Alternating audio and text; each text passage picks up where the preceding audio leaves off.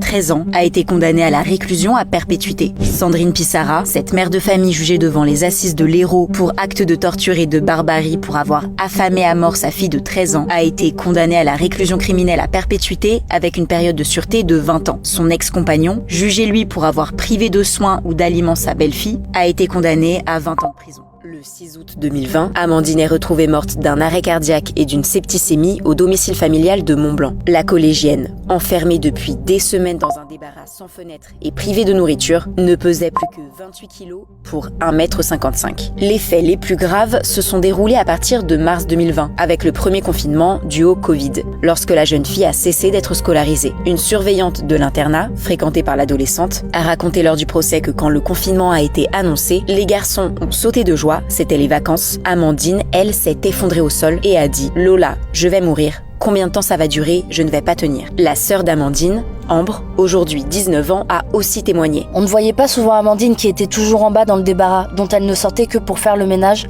d'abord en t-shirt, puis nue, pour éviter qu'elle vole dans le placard au goûter. Amandine, toujours punie, était obligée de faire des lignes ou de rester au piquet. Ces seules activités que Sandrine Pissarra surveillait depuis son téléphone ou sa tablette grâce à des caméras. Son frère cadet, Ethan, aujourd'hui âgé de 15 ans, était comme Ambre chargé de surveiller sa sœur. Ma mère frappait la tête de ma sœur contre le mur. Moi, je n'étais frappé que 2 ou 3 fois par mois.